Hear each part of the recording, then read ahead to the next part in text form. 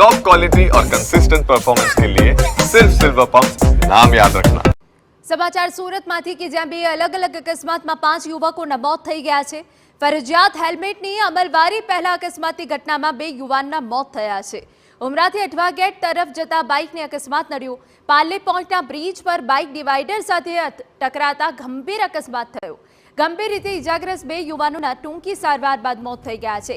એક યુવાનની હાલત ગંભીર છે। ત્રણેય મિત્રો એક જ બાઇક પર જતા હતા। બાઇક ચાલકોએ હેલ્મેટ પહેર્યું હોત તો જીવ બચી શક્યો હોત। ઉમરા પોલીસે હવે વધુ તપાસ હાથ ધરી છે।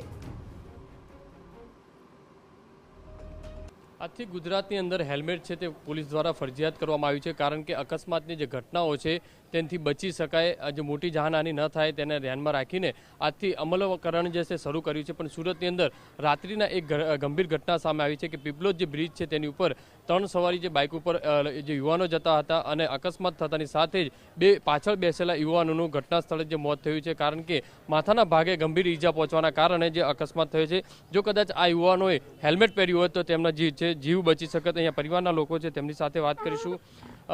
क्या मामला कैसे हुआ, किस तरीके से एक्सीडेंट हुआ और कहाँ लगा था? सिर पे लगा सर। बाइक लेके आ रहे थे उधर से, तो जा रहे थे चाय पीने के लिए, तो बाइक से आए, जैसे गाड़ी पे से वो गिर गए नीचे। गिरने के बाद में तुरंत सिर पे लग गया, तुरंत ख़त्म हो गया। जो बाइक चला रहा था वो बच गया सर।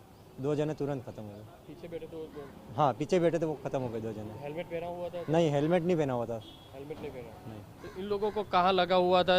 हेलमेट पहना होता तो बच सकते थे? बच सकते थे आराम से सर, सेफ्टी था हेलमेट अपने लिए। तो क्या बोलोगे, लोगों को हेलमेट पहनना चाहिए कि नहीं? अनिवार्य हेलमेट पहनना चाहिए सभी लोगों को, यही निवेदन है मेरा।